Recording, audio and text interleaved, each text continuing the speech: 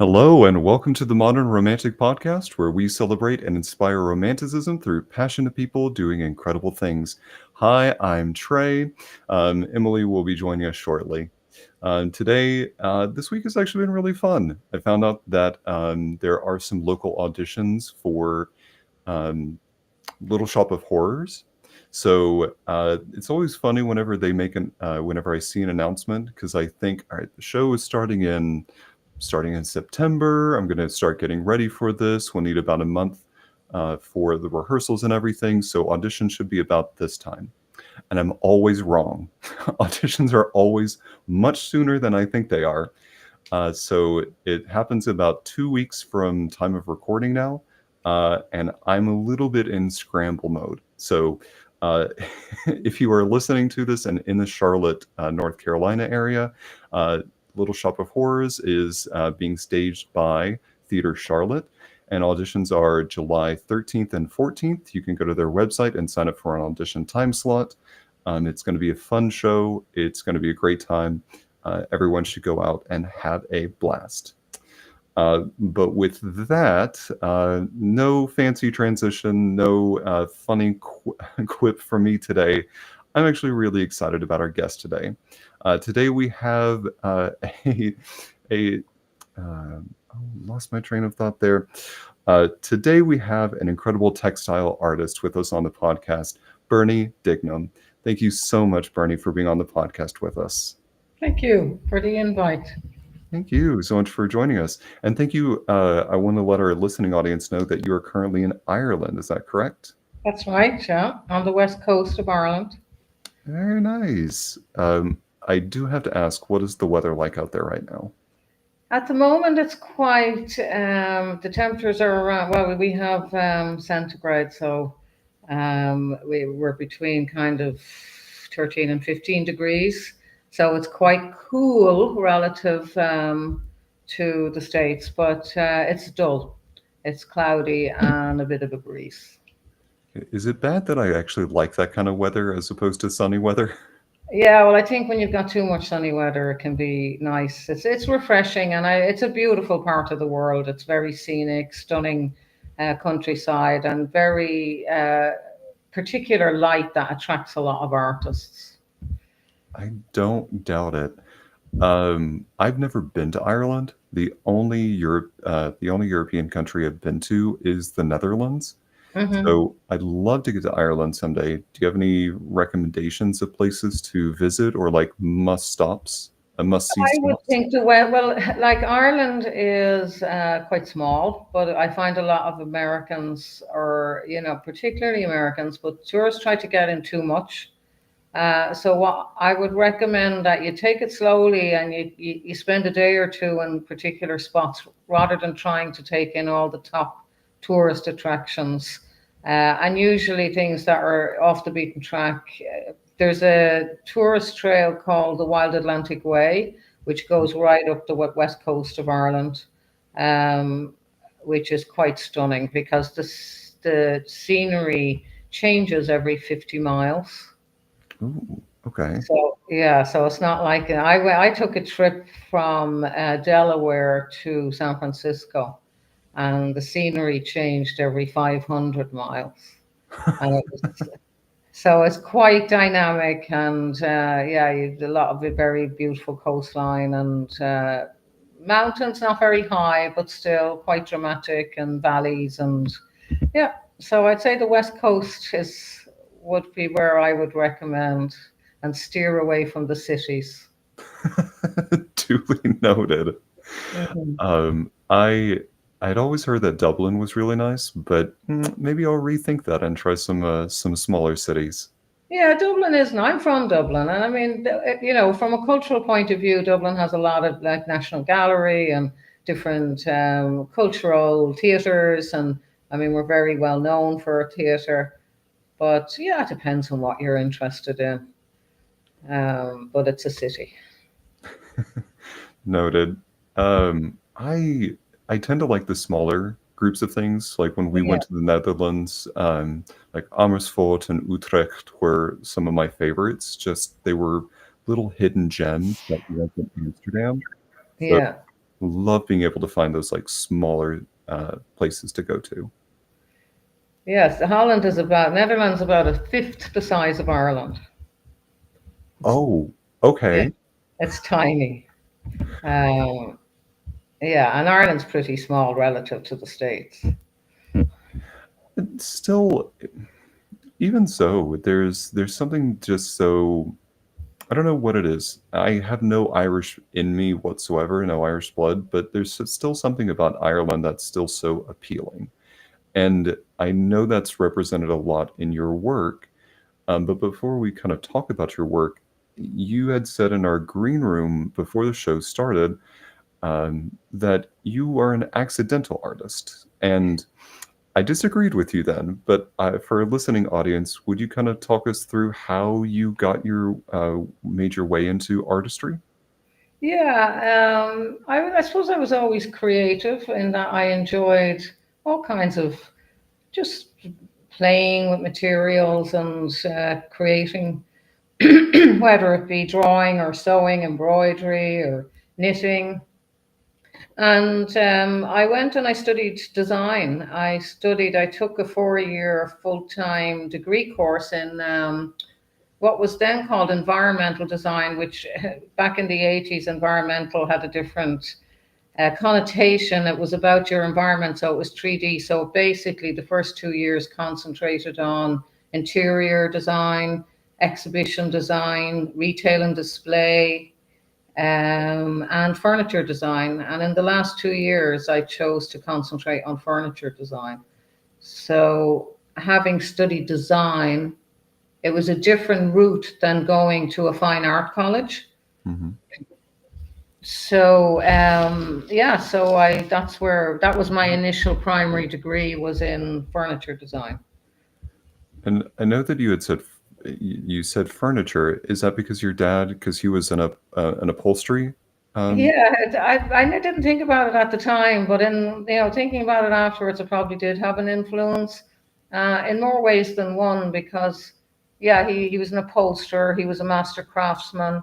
I would see wrecks of furniture coming into my home and out to his workshop, and then these amazing chaise longues going out, and he did it in the old way with horsehair and tax and no automation. It was just all hand done. But the other thing where the other influence I think he had is because he was an upholsterer, there was a lot of fabrics at home. And he was either commending the fabric as a good fabric to work with, or he would say, because sometimes the client would choose the fabric and they would choose the fabric for the design or the pattern on it rather than on the quality of the fabric. And mhm. he would complain that this was curtain material they're expecting me to cover this with. So when I went in my postgrad studies, I did a teaching diploma, and that introduced me to a lot of media that was on the art curriculum in secondary school here in Ireland. And there were a lot of textile techniques, which I immediately gravitated towards. And I think because of that familiarity with fabric and textiles, in the home as I was growing up, just resonated with me. So I started responding to the landscape through batik and weaving and felt making, which, the other thing I love are very ancient techniques that have, people like in Mongolia, they made their yurts out of felt. In Scandinavia, they made their shoes out of felt. Felt can be a very delicate, cobwebby textile, or they make washers for aeroplanes out of felt. It's a very tough material. And weaving is, I just find that very meditative. It's something I tend to do in the winter time, and I love to bring the summer colors into my weaves in the depths of winter. Kind of bringing in the colors of the flora in the middle of summer. It can be quite colorful here with, Montbretian, fuchsia, and rhododendron, and hydrangea all over the landscape. Yeah, so And then batik is an Asian technique for applying surface decoration to textile. Um, and then I was actually introduced to a group of artists and invited into a cooperative. And I met a very amazing woman, Margaret Irwin West, who was a printmaker. And we started exhibiting together as a group. Uh, Margaret is now 99 years of age, and she's still working. There's a very prestigious exhibition here in Ireland, the Royal Hibernian Academy, that's held every year. It's an open submission. And she just had a piece selected for that exhibition. And she went up to Dublin to the opening. That's incredible. You know, Congratulations to her. really incredible. Yeah, you should look her up, Margaret Irwin West. She has a couple of YouTube videos just, showing her work. And yeah, she's an incredible woman, very, very tenacious, always in pursuit of fun. Yeah, very, so she would have had a big influence in that got me interested in printmaking. And I just found printmaking offered me an opportunity to be more involved in telling a story and a narrative, and more in translating drawings, whereas my textile work was more intuitive and more a general response to a lot of my work, not all of it, is a response to the Connemara landscape because it's just such an amazing landscape. But like the textures and the colors and the shapes of the landscape, and having lived here for nearly 30 years, you've almost internalized um, those colors and those textures. And so they just come out almost spontaneously, intuitively. Whereas with the printmaking, it's more about telling a story. I've worked with issues like I had very loose boundaries. And in Connemara, we have, and in Ireland in general, I suppose most countries do, land boundaries are extremely important. And if there's ever any ambiguity around land boundaries, it can lead to feuds and, family rows and neighbors' rows. And so there's a lot of fences and walls, stone walls, particularly around the west coast of Ireland and in Connemara in particular. So I just did a whole body of work of print in lots of different print media, etchings and collograph and dry point and Sheena Cole, just using boundaries, land boundaries, as a metaphor for our own boundaries. And just if our personal boundaries were as clear as land boundaries, we'd have more harmonious relationships. Consider my mind blown with such a statement. I don't disagree with you at all. I'm curious from a storytelling perspective, especially in printmaking. Like you said, it's a very storytelling type of art. How do you determine the way in which that story gets told? Do you have to consider shapes or colors, or like even the type of maybe dyes or inks that you use? Like what all goes into that storytelling process for you? I suppose for the printmaking, drawing would be a big part of it, which wouldn't, uh, it'd be hard to bring drawing into well, maybe into batik a bit, but like into the felting and the weaving. So I just find that I can record uh, my environment, and then I can, introduce that into the printmaking process through etching or through dry point. So it's more, yeah, it's just there's more of a process, I suppose, in translating that drawing, and I'm recording that drawing for a reason, and translating that drawing into one of the printmaking techniques. I'm stunned. Again, I'll say you said you were accidental, but it seems like there is nothing accidental about what you're doing. There's so much art and so much intention in everything that you do. And I love that it's translated into the beautiful landscapes and the passion that you have for Ireland.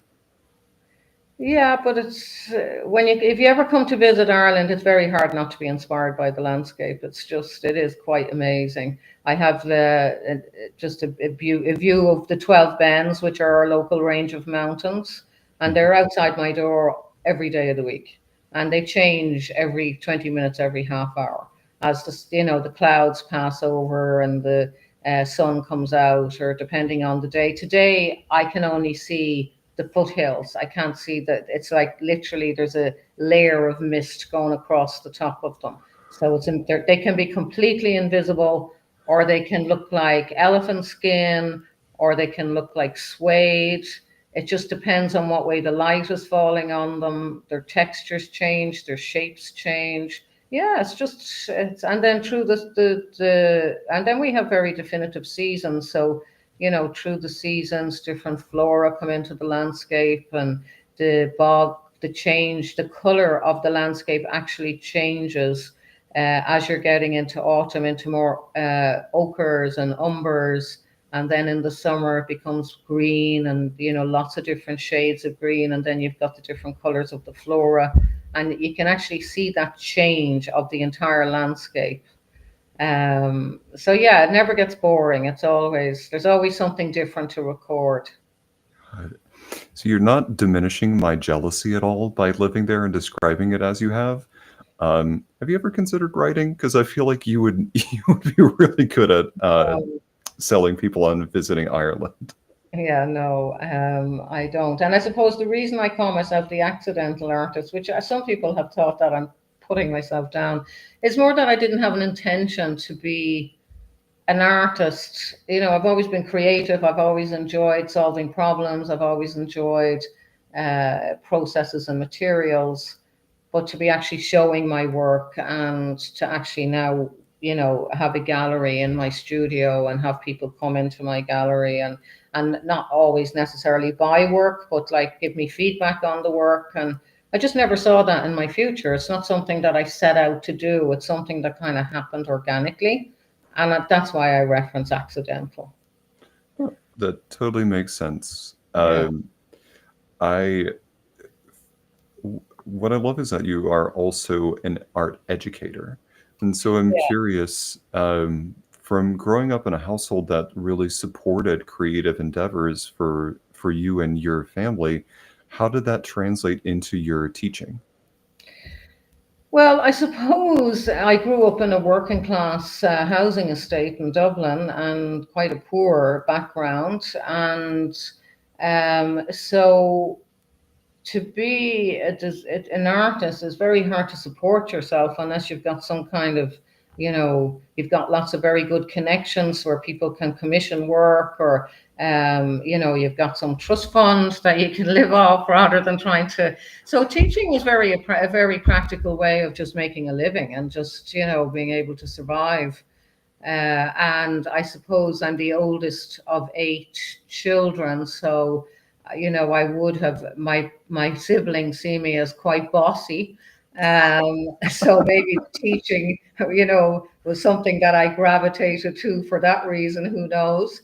Um, but I've always enjoyed teaching, and I enjoy people.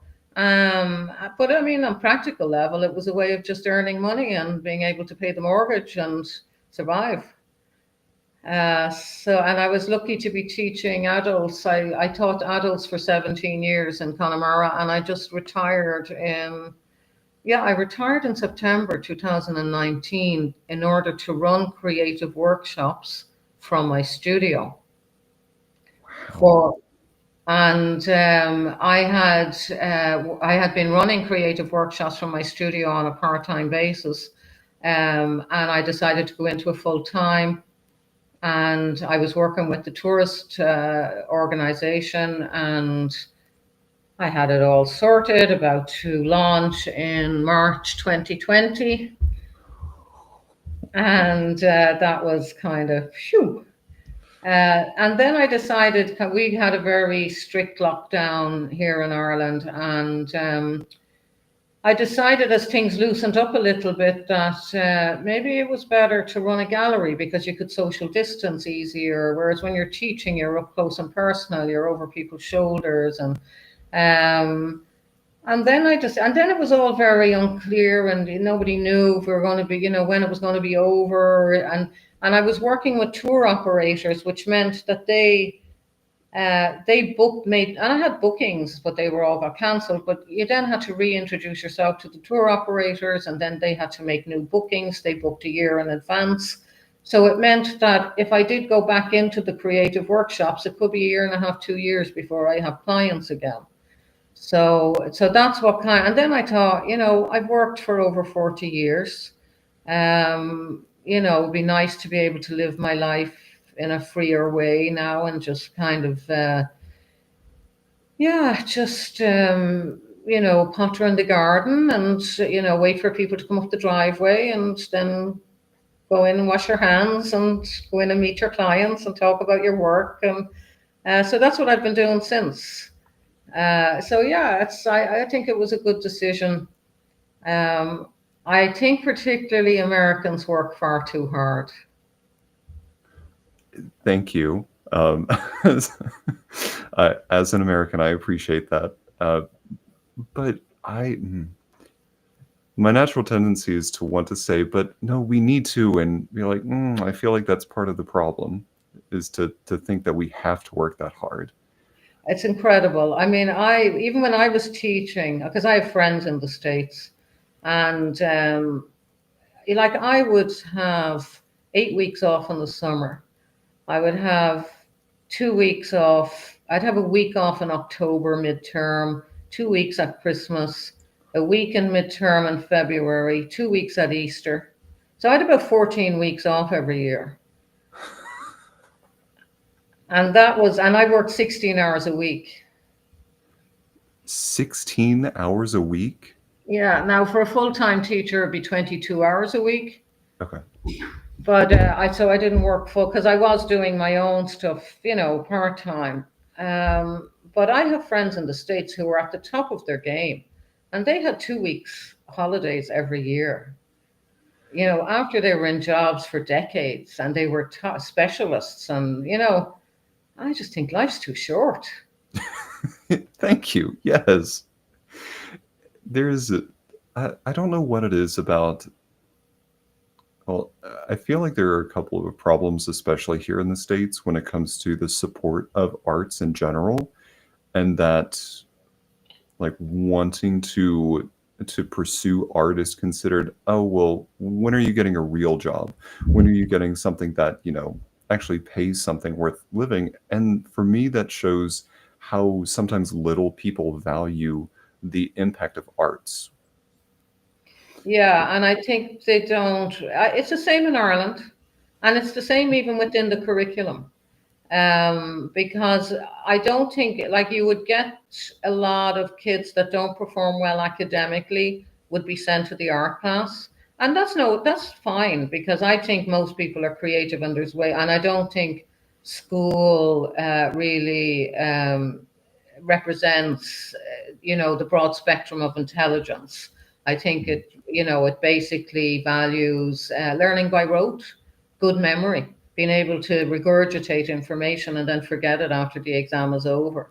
Whereas I think with art, it's like, you're encouraging creativity, problem solving, critical thinking, observation, um, and that sense of, I mean, what I feel very blessed about being an artist is that I have the ability to create something out of nothing and get that sense of satisfaction when you know that you've done something that's beautiful, or that's a success, that's worked in one way or another. And I think to pass that on, I think that's a great tool to give people, to fight depression, to give them a sense of purpose, to, make them feel good.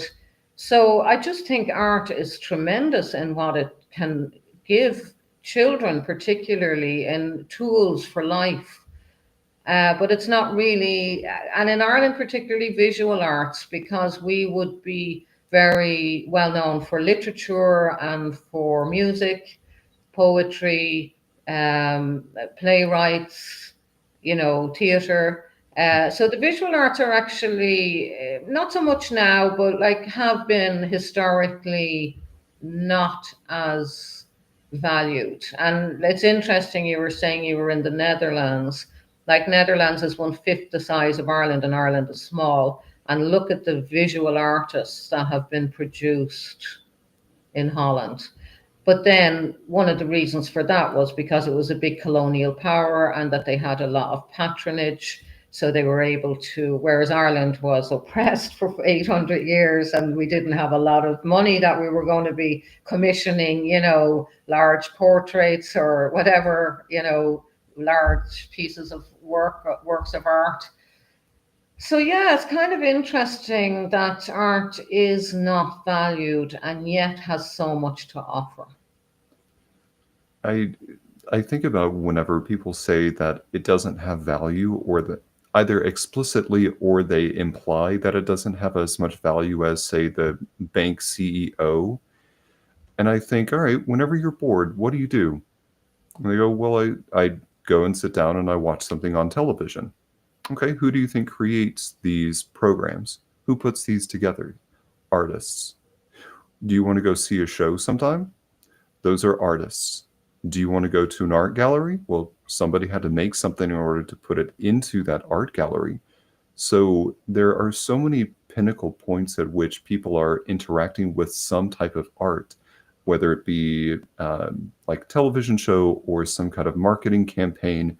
There is an artist behind any of those items. So to say that it doesn't have value, or to imply that it is of less value than something else, is really, really enrages me. I was trying to find another way to say it, but truly enrages me as a person and as an artist. Hmm. That's me. I'm going to step off that soapbox now. Thank you. Um, Whenever it comes to you and your teaching for some teaching adults in particular, um, I'm curious, what was like the most creative thing that you saw someone put together as you were teaching? Well, maybe not one particular. I mean, it's just people are quite interesting. Like, again, people come in, I can't draw, I can't draw, I can't draw. That would be, and they find it very scary. And there is that white page panic thing that, they have. But I used a really interesting practical book. It was my Bible for teaching art. And that was Drawing from the Right-Hand Side of the Brain by Betty Edwards, which is a book that's actually a workbook, and you work your way through these 40 exercises. So I would have students come in who had actually signed up for a business certificate, but the director of the center insisted they do something creative. They do art for 4 hours on a Friday. And so they would actually be really reluctant students. They weren't signing up for an art class. They were signed up, but they would come into the art class and they would, they weren't interested in art. They didn't feel they had any ability in art. And I would apply this book and make them do these exercises. And after 3 months, it was just really gratifying to see their response to their improvement in how they drew. They weren't necessarily very good draftspeople after 3 months, but what they could produce was so much better than they expected. And they would be always so surprised and happily surprised that they had actually made that improvement.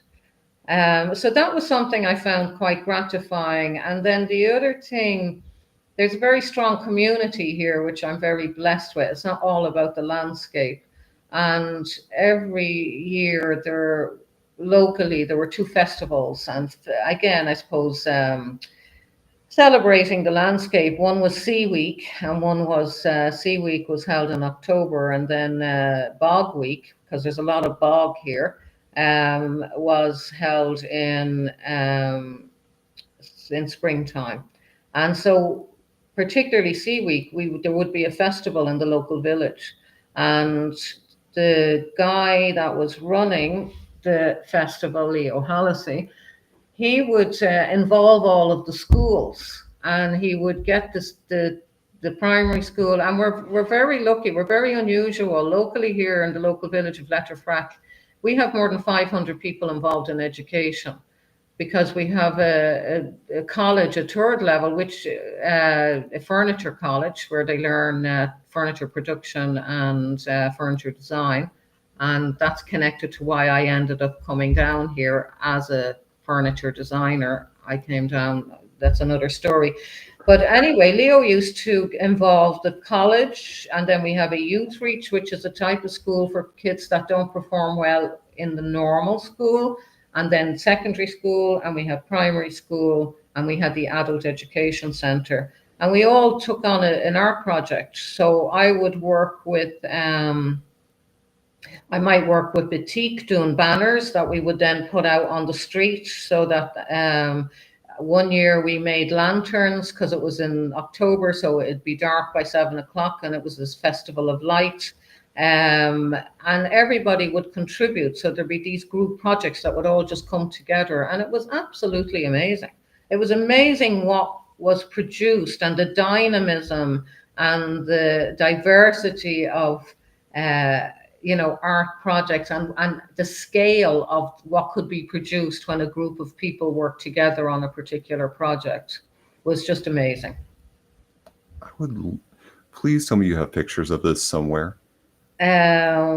They're pro. Actually Leo's retired now, and I'm retired, so I'm not as involved in it. But if I do find, I will actually do a bit of a search, and I'll send them on after the talk. Yes. I hearing people talk about that, it's always so fun to see things come together, especially in a community. And I would love to see the final product because I go to business conferences every now and then, and they do team building exercises, and Hmm. that's where I find that I flourish. But I just love seeing everyone else's work and how the same prompt from one group changes Yeah, as it goes to other people. yeah. That's also interesting in drawing when you give, like if we're doing life drawing and you put a particular group of objects in the center of the table, and then you've got the students around the table, and how each student interprets that group of objects in a different way. They just see it differently, they represent it differently. Yeah, it's quite quirky to see the same objects being, and they're all true. They're all, an honest interpretation of those objects, but they're all very individual. Yeah. Well, and from that statement about perspective, I kind of want to talk about your works specifically. As I was perusing your website and looking at the things that you have available for sale and the different categories, I found myself drawn to the tapestries in particular, but I also love the texture of the different felt pieces that you make. So, first question of many, but first question: can you talk about how do you work with the felt? How do you work to make these incredible tapestries? What does that process look like for you? Well, I'm working with carded fibers, wool fibers, and merino wool, which is very fine wool. It because it felts very well, and I buy my wool in pre-dyed. I did actually, and sometimes I have played around with natural dyeing and find things in the garden, but it's very very difficult even when you use mordants to make them very very fast because felting involves agitation and moisture. And so it means that if you're choosing green for, say, to represent the landscape, and then you've got blue for a stream or a river, the green can bleed into the blue, or the blue can bleed into the green, and it can just create murky things. So I tend to generally speaking, I buy my wool in pre-dyed, commercially dyed merino felt. And it's basically just wool fibers, which you lay out. And I suppose with 30 years experience, you just get better at it. But you lay it out and you blend them. But you then have to flatten it all out, and then you have to roll it and agitate it. And that agitation, because each wool fiber has barbs along the shaft of the fiber, when you're agitating it with the moisture, they tend to entangle and they pull together. So they stop being separate fibers and they create a textile. And it's what happens when you put your lovely cashmere sweater into a washing machine. And it comes, they all contract and uh, and they shrink. So so that's the basic, and it's a very, very simple process. If you Google felt, I mean, there's 101 YouTube videos showing how to lay out those fibers and how you actually felt something.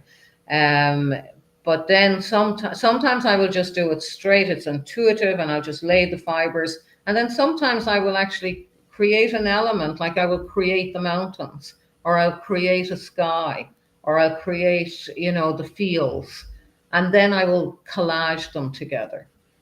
And I'll collage them together using a technique, dry felting or needle felting, where you've got, a needle that has barbs on the shaft of the needle, and as you push it into the wool, it tangles up the wool and connects the two pieces together. Um, so that would be basically how I would do the felting. But with felting, I incorporate a lot of silk into my work, and silk has like wool tends to have a very um, uh, flat finish, whereas silk has a luster, so it catches the light, and it just kind of creates a contrast and brings a luminosity into the piece that you can't actually get with wool. But felt doesn't have the same barbs on its fiber, so it doesn't actually felt. You have to, you're into sewing. I don't know if you're familiar with couching a thread. If, well, Not. when you're embroidering, if you want to couch a thread, you sew over the thread to hold it down. And Oh, okay. Yes. yeah, so like with the silk, you have to do very fine little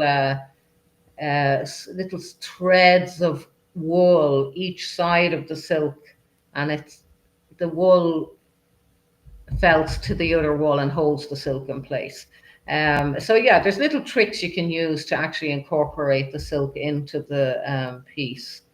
Uh, but actually, if you're into textiles, I think you should give felting a go. I do. Sometimes I'll make like for me when I go to conventions, sometimes I will forget to sew in a pocket to my pants. Uh-huh. So I'll have to carry around, wallet keys, those types of things Yeah, in something. So I will normally make a bag of some sort to put all that things yeah. into. So I might actually try felting, if it's possible, to felt a bag on the outside to make a nice design and just do a little something different. Yeah, well, you can felt into, if you're into costume, you can felt into silk chiffon or into any open mesh fabric. So what happens is if you lay the silk chiffon, or it can be a synthetic, but once it's got an open weave, and if you lay fibers on top or beneath, the fibers will migrate into the silk, and you can create some. It's called Nuno felting, and I do use Nuno felting as well because it gives you more textural effects. So there's so many things you can do with felt. It's fascinating. It's a really, and like the other thing I love about felting, from an education point of view, it's accessible. It's accessible for very young children, and it's accessible for very older people that maybe have dementia, because it's very tactile, and you can, when you're agitating, you roll it just to get it, into a pre-felt stage. Then the kids love it. You can put it in a plastic bag and whack it against the desk. As long as the impact is creating the textile. You're in the process of creating a textile. You can get it and you can throw it very forcibly on the ground. So you can have a very active art class using felt, and kids absolutely love it. Not just kids. I would love that. Yeah. Yeah, so it's a very accessible medium. Weaving is as well, but weaving, some people can find weaving very tedious, whereas I find it very meditative. It's a very slow process. But with my weaves, I tend to use a lot of unusual yarns. I use yarns like eyelash yarns in order to represent grasses, and I use a lot of textural yarns. Um, yeah, so it's slow, and not everybody likes slow, but I see a question here. Sounds like art therapy in all the best ways. Absolutely, because it can actually get out frustration. You know, you can really take your frustration out on this piece of felt in a fun way, without hurting anything. Sometimes I'll see the term that you had used prior to dry felting. I'd heard about that from people that make, oh goodness, what is it? Uh, there's an Etsy artist that will actually make your pet's face on it. Yeah, you can sculpt with it. Yeah. Hmm. So that's 3D. where I know that from. Yeah, you can do 3D felting using dry felting, needle felting. It's a very, very diverse medium. You can just do so much with it. And like I was saying, I think earlier before we started, was that you can have, the most delicate cob, especially if you're using something like silk chiffon. You can have a very delicate looking cobwebby felt, but it's got structure because the silk is giving it structure. Hmm. And then you can, they commercially use felt in washers for airplanes. So it can be a very tough material. Yurts are made from felt, shoes are made from felt. So it can be very tough, it can be very delicate. It's a fascinating material to work with. My mind is agog with all the new possibilities that you've unlocked. I can tell that you've been a teacher. Yeah, yeah, yeah, well, for a long time.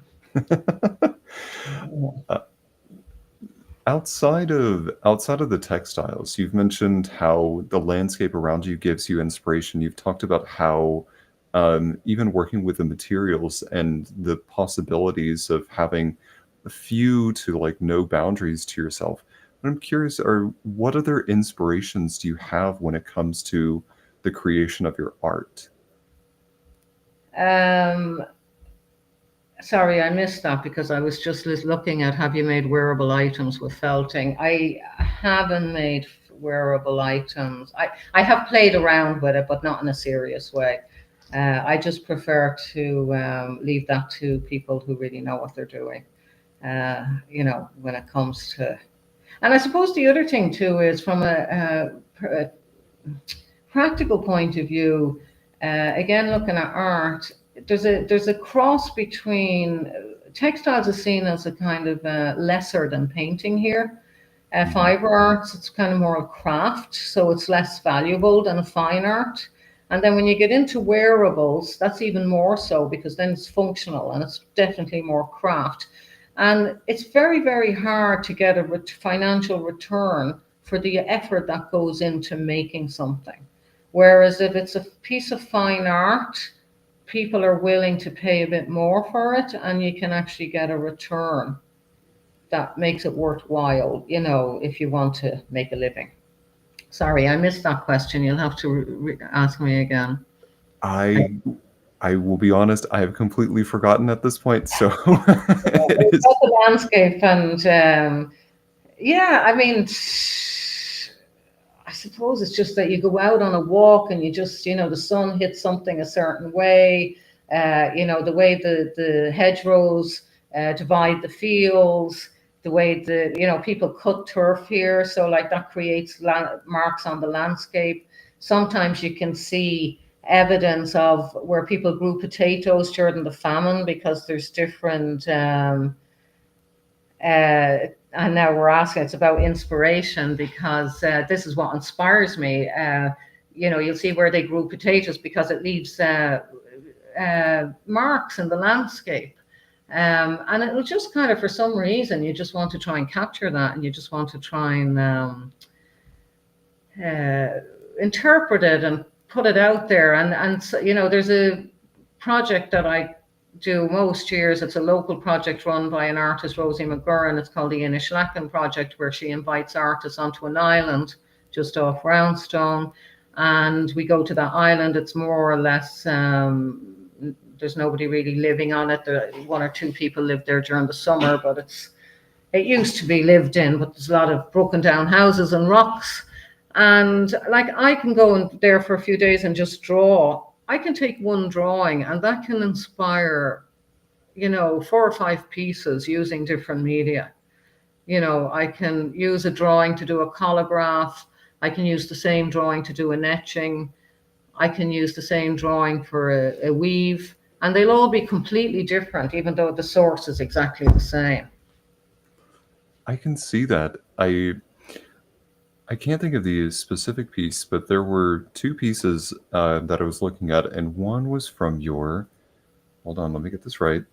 One was from the batik, and then another was from the felt that looked similar. And I could have sworn that they were like looking at the same landscape, but I was like, no, I mean it's got to be two different perspectives. So I'm happy to see like you that the differences in the textiles can still allow you to create something that's a different perspective of the same image. Yeah, and I mean, if I'm doing a body of work, I did a body of work in 2019 because the government are talking about banning the cutting of turf, which is something that has gone on for hundreds of years here, where people cut turf to burn. It's their fuel in the winter time. And it's on their own land, but because of the whole carbon, they just, environmental issues, they want to stop the burning of turf and the cutting of turf. And I just decided I wanted to try and capture those marks on the landscape that creates, because, when they cut the turf, it leaves stripes in the land. And then when they foot the turf, where they pile the turf up to dry, that leaves different patterns in the landscape. And so that particular exhibition, I would have used every media. I had watercolor, I had etching, I had weaving, I had felt, I had batik, I had, all the different printmaking techniques, I had drawing. And some of those pieces would have been from one source, one photograph or one drawing, but they would look completely different, or they'd be interpreted differently, because the media dictates to a great extent. I can definitely see that. And because of your success with your art, you've also been able to exhibit some of your work internationally. Has the way, sorry, one second, this question ready to go. Has the way your work is received outside of Ireland ever surprised you? Yeah, apart from, I actually exhibited in Delaware in the Grand Opera House, and also up in Maine. But I get a lot of international people come to the gallery, and it is very, because like I said, in Ireland, textiles is kind of looked down on a bit as not quite as valuable. But I find French people, Belgian people, and Americans really do value the textile work. And maybe French and Belgians, because there's a very strong history of textiles there, especially in tapestry. But yeah, so I mean, obviously, it's nice to get that positive feedback from international people that but as I said, I grew up, I was born in a working class housing estate that was actually quite stigmatized. So I love to challenge elitism. I love it. And so I love to put I was very, very lucky when I got invited into the artist cooperative, because I have exhibited with some really, really successful artists. And my work alongside those artists I've really enjoyed challenging that notion. And it's interesting because I'm actually at the stage, for years, I framed my work behind glass and behind mat board, because I wanted to present it the same way that art is presented. And now I want the textile to sing on their own. I don't want to put it behind glass anymore. I want it to just be a textile. I want it to speak for itself. I have one behind me, which you can't really see there, but it's quite a big one. And it's just a wall hanging. So it's actually flexible. Oh, I thought that was a painting. Wow. It's a wall hanging. And then the other one is framed. That particular piece on the my left hand side here. I don't know. I'm left handed, so I often get very confused about left and right. Um, that was based on a response to the Hubble telescope images. And this is called Fragile Earth. It's actually a 3D piece. The center piece, the Earth, is actually a semi sphere. So it's not flat, it's three dimensional. Okay, Um, that's incredible. yeah, so it's not everything is not the Connemara landscape. Sometimes it's personal issues, sometimes it's a commission. I got a commission for some event in space that was captured by the Hubble telescope. And when I went to do the research to do the commission, I just discovered these absolutely astounding images and decided I had to do a whole body of work around them. And then that body of work ended up being shown. It was accepted actually in a lot of observatories around the country, and I showed it in Dublin in one of the observatories for Science Week. But it was going to take a lot of finance to travel to show it all over the country, and so I just showed it once, and then I have it in the gallery now. So it's not always Connemara landscape. There are different things will pique my interest, or I might get a commission, or it might be a personal issue that I want to actually, work through, or yeah, so different inspirations. Sorry, I'm still blown. This whole time I was going to comment on that. What you said was a wall hanging. I was going to comment what a lovely painting that was. Still, I'm a little shocked still. Oh my gosh. Talking a little bit towards the future, what do you hope is your legacy as both an artist and an educator? I don't really think about it because, like, for me, it's about playing. It's just about fun.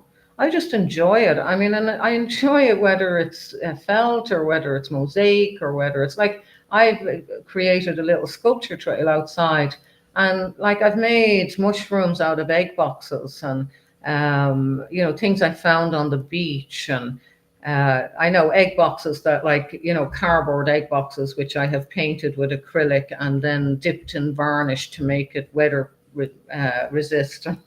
But I mean, it's just playing for me. It's just fun.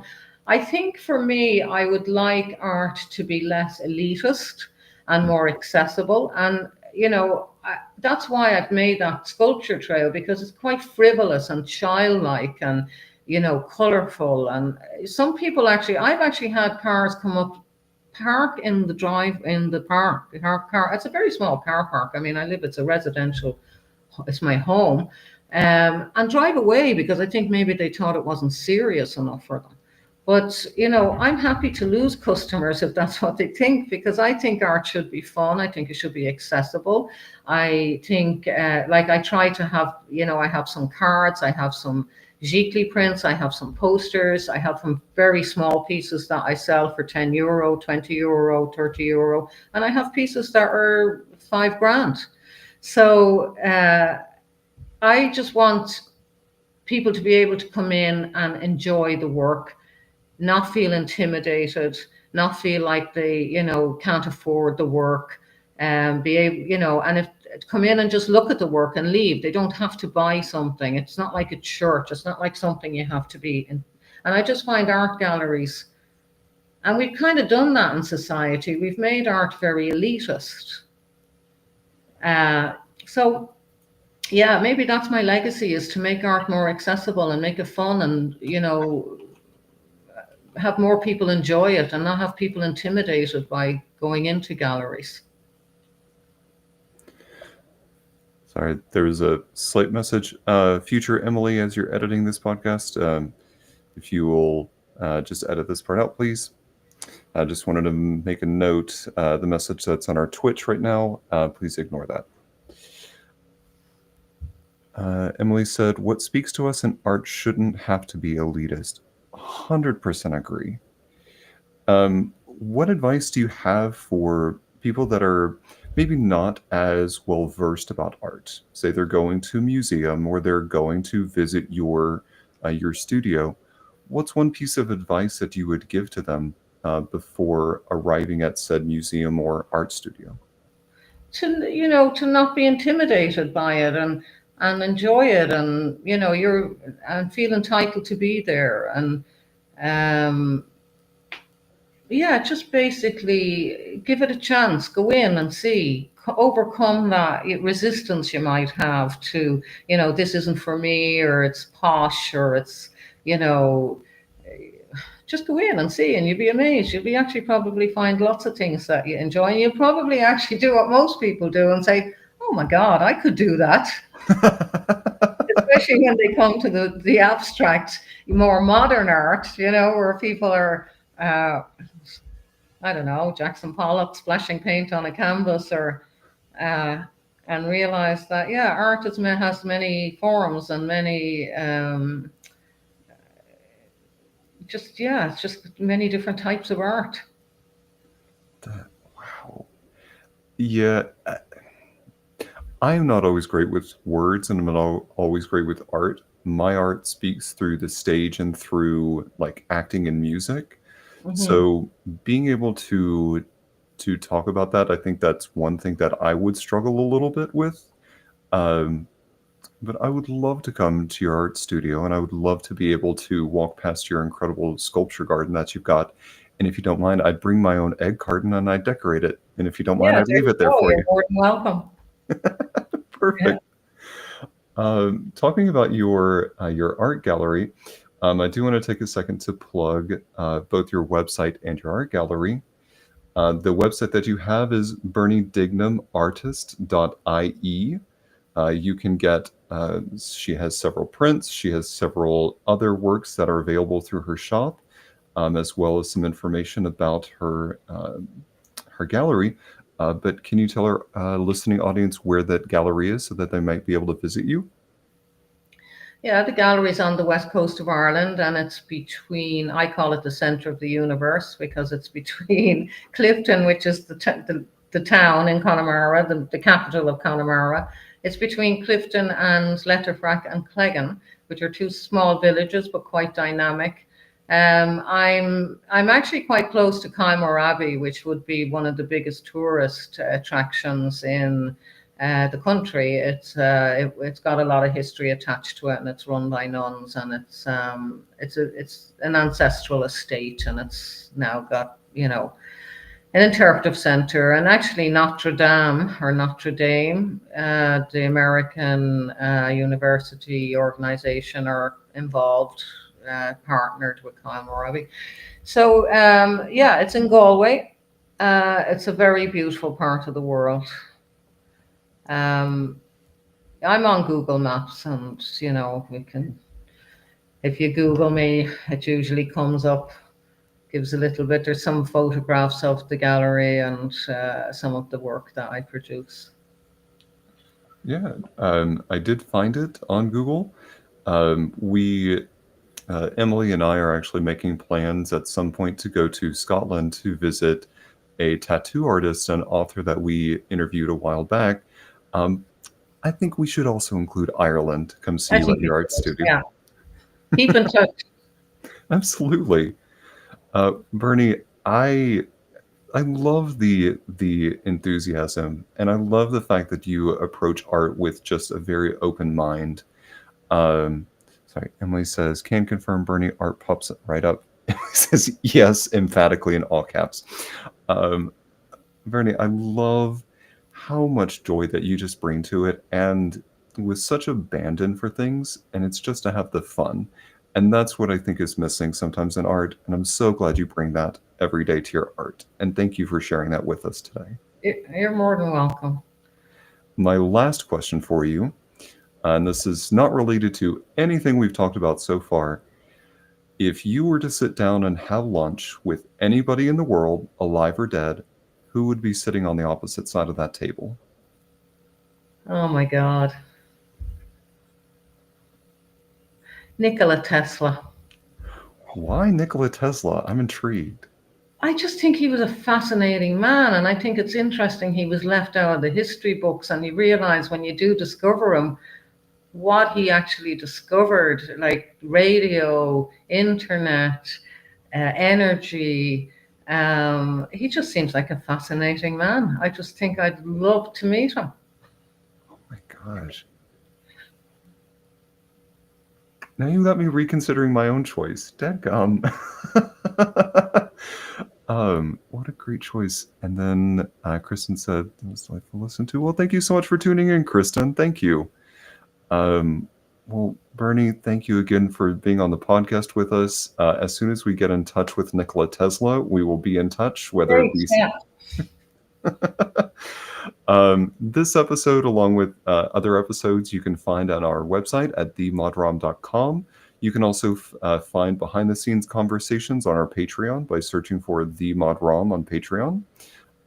More announcements and more will come. Please follow us on social media. But thanks for tuning in, everybody. Have a great day. Bye. Thank you.